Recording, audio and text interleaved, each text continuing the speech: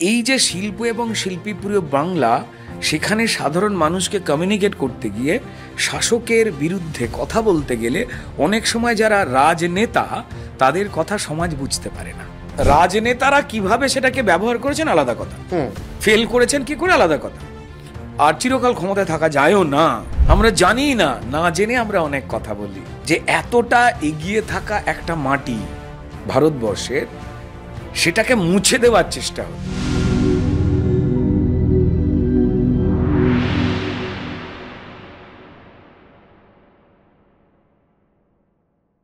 তুমি এখন নিজেকে বেশি অভিনেতা হিসেবে দেখো না রাজনৈতিক ব্যক্তিত্ব হিসেবে দেখো? আমার এই দুটো নিয়েই তো বড় হওয়া ছোটবেলা থেকে, মানে তার জন্য কোনো তো আলাদা বিষয় নয়। হ্যাঁ, মজাটা হচ্ছে যারা পশ্চিমবঙ্গের ইতিহাস, মানে নিজের রাজ্যের ইতিহাসটা কম জানেন, তাদের ক্ষেত্রে এই ধরনের কথা বেশি মানে আমি শুনতে পাই। দেখো, যারা রাজনীতি করেন, যে কোনো রাজনৈতিক দলেরই যারা রাজনৈতিক করেন, রাজনৈতিক কর্মী যারা, আমরা তো কর্মী, এবার তাদের ডাল ভাত কোত্থেকে আসে? নিশ্চয়ই বাড়ির কেউ না কেউ, বা তিনি হয় ছোট একটা দোকান আছে, বা ছোট একটা চাকরি আছে, বা এন্টারপ্রেনারশিপ, নিজে ছোট একটা কিছু করেন, সেটা করে রাজনীতি করা যায়। কিন্তু যখনই কোনো শিল্পী তিনি যখন রাজনৈতিক ময়দানের সঙ্গে প্রকাশ্যে যুক্ত হন, আড়ালে যুক্ত থাকাটা ভালো নাকি, ঠিক আছে, তাতে ঝুঁকি কম। কিন্তু প্রকাশ্যে যখন কেউ যুক্ত হয়, তখন আবার কেউ কেউ বলেন যে আবার এই সব জায়গাতে কেন, ও কি পারবে।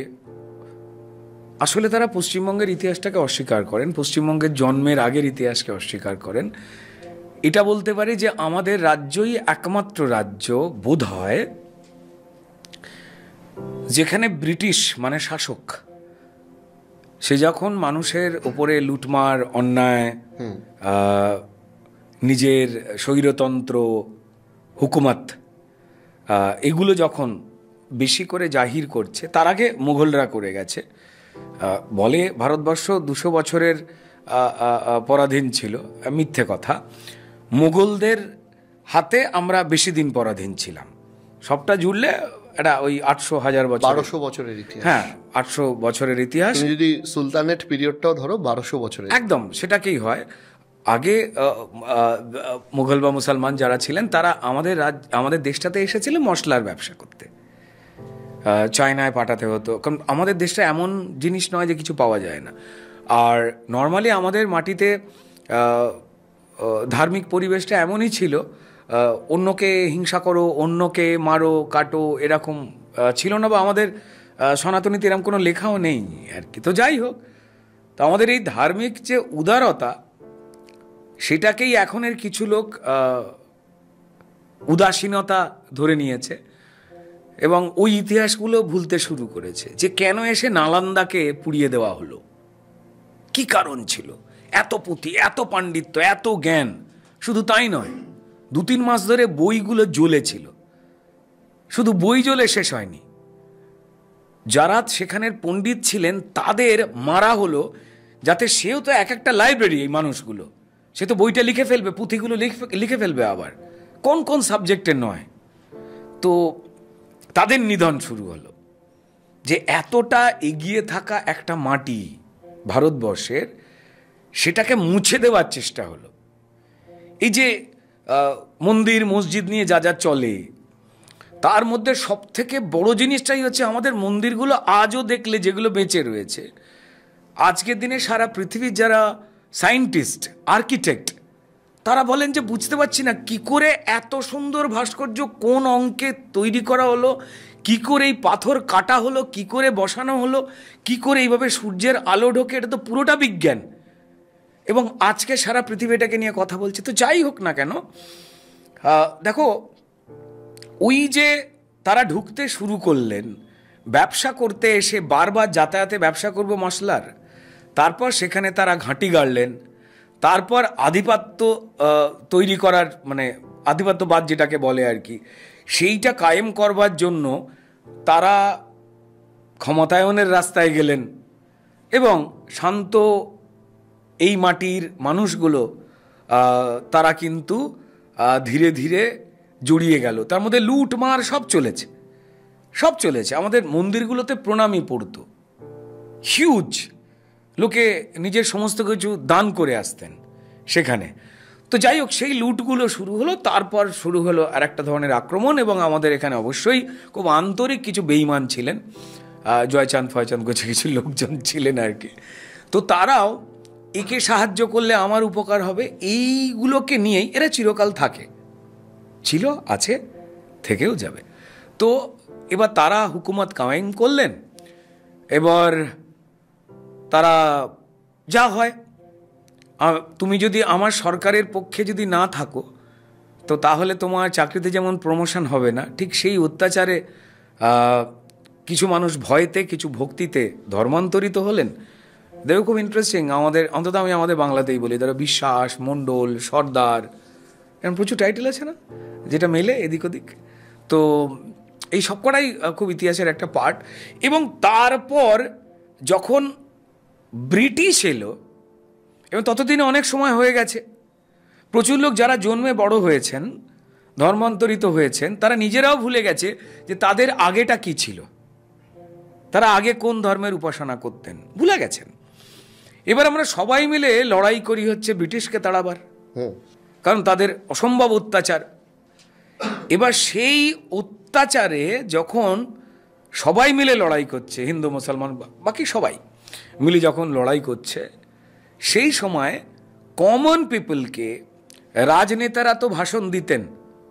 এবং সে সময় কারা নেতা ছিলেন, তারা কি করতেন? বাই প্রফেশন রাজনীতি করতেন? আগে না স্যার, তারা অধিকাংশই ছিলেন পড়াশোনা জানা ইন্টেলেকচুয়াল মানুষ, বুদ্ধিজীবী। একদম।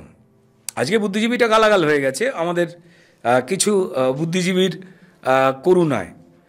আমি বুদ্ধিজীবী বিষয়টা তো পড়ে আসবো, খুব মজার একটা। আমারও প্রশ্ন আছে, কত জীবী বুদ্ধি থাকলে বুদ্ধিজীবী? আমি বলবো আর কি। তো এবার এই যে লড়াইটা যে শুরু হলো তাদের বিরুদ্ধে, যেমন এই শ্যামাপ্রসাদ মুখোপাধ্যায়, ঠিক আছে, জনসংঘের প্রতিষ্ঠাতা, যেখান থেকে বিজেপি এসেছে। খুব ইন্টারেস্টিংলি দেখতে পাওয়া যায় যে শ্যামাপ্রসাদ মুখার্জি কে ছিলেন। দলটা জন্ম তো অ্যাকচুয়ালি ভবানীপুরে, বলা হতো বহিরাগত দল ফল কী সব, এ কী রে। তো যাই হোক, হিন্দু মহাসভার লোকজন ছিলেন, ওদিকে মুসলিম লীগ বেড়ে উঠছে। মুসলিম লীগের বড় নেতাকে ইন্ট্রোডিউস করলেন কে? স্বয়ং নেহেরু। মুসলিমদের ঠিক তেমন নেতা নেই বলে কাকে নিয়ে এলেন? মোহাম্মদ আলী জিন্নাকে, যে জিন্না ইংরেজি বলতেন, শুনেছি মদ্যপানও করতেন, শুয়োরের মাংসও খেতেন, ব্রিটিশদের ভালোবাসতেন, যে মুসলমান ধর্মের আচার আচরণ মেনে চলতেন না, তাকে রিপ্রেজেন্ট করা হলো, ইনিই হবেন মুসলমানদের নেতা। ইন্টারেস্টিং। তো যাই হোক, এবার এই তার আগে যে ব্রিটিশ বিরোধী যে আন্দোলনগুলো ছিল, সেখানে সাধারণ মানুষকে কমিউনিকেট করবার জন্য সাধারণ মানুষ আমার এই মাটিতে শিল্পী, লেখক, কবিদের, শিক্ষকদের বরাবর শ্রদ্ধা করতেন, ভালোবাসতেন। এখনও দুটো বদমাস ছেলে, যদিও টিচার এখন ভেজাল হয়ে গেছে আমাদের এই সরকারের কল্যাণে, যাই হোক, কিন্তু মাস্টারমশাই আসছে বললে যত দুষ্টু ছেলেই হোক, যত গালাগাল দিয়ে কথা বলো, কে হবে বলে বিড়িটা কিন্তু সরিয়ে নেয়। এটা আমার মাটি। আমার মাটিতে, পশ্চিমবঙ্গ সেই মাটি যে মাটিতে অন্য অন্য রাজ্যের খাটের নিচে থেকে তুমি যদি আলু, পেঁয়াজ, পুরনো জামা কাপড়, চালের বস্তা, ছেঁড়া আসবাব, ভাঙা আসবাব, কাগজপত্র যদি পাও, তার সঙ্গে সঙ্গে এটা পশ্চিমবঙ্গের মাটি, এটা বাংলার মাটি, খাটের নিচে থেকে তোমার এখনও রিড ভাঙা হারমোনিয়াম, খোল ভাঙা তবলা, ঘরের কোণ থেকে একটা তার ছেঁড়া গিটার, দেওয়ালে আমার মা ঠাকুমার কুরুশের কাজ করা একটা টিয়া পাখি, যার ঠোঁট লাল, দুটো টিয়া পাখি থাকলে লেখা ভালো থেকো বা ভালো গ্যাপ দিয়ে বাসা, এটা বাংলা। আর এই যে শিল্প এবং শিল্পীপ্রিয় বাংলা, সেখানে সাধারণ মানুষকে কমিউনিকেট করতে গিয়ে, শাসকের বিরুদ্ধে কথা বলতে গেলে অনেক সময় যারা রাজনেতা, তাদের কথা সমাজ বুঝতে পারে না। তাই সেই কমিউনিকেশনের মাধ্যম হিসেবে এই জগতে প্রচুর মানুষ এগিয়ে এসেছিলেন। তারা গান গাইলেন, তারা কবিতা বললেন, তারা গল্প লিখলেন, তারা পাড়ায় পাড়ায় গিয়ে বোঝালেন। মাস্টারমশাইরাও ছিলেন, অধ্যাপকরা তো বটেই, তার সঙ্গে বেশ কিছু লয়ার্স, তাদের একটা বিরাট বড় ভূমিকা ছিল, কারণ আলটিমেটলি লয়ের পেঁচ দিয়েই বাকিটা পৌঁছতো। তো এই যে একটা পরম্পরা, রাজনীতির সঙ্গে শিল্পের এই যে যোগাযোগ, কারণ শিল্পকলাকে পশ্চিমবঙ্গের মানুষ, বা খারাপ শুনতে লাগলে যে সত্যি কথাটা, ভোটার, তারা বড্ড বেশি উইক এই শব্দটার উপরে। তাই এই পরম্পরা চলেছে এবং সেটা মেনে প্রত্যেকটা রাজনৈতিক দল স্বাধীনতার পরে শিল্পীদেরকে কেউ মন থেকে লালন করেছেন, কেউ লালন করার বিজ্ঞাপনে মানুষকে তুষ্ট করেছেন।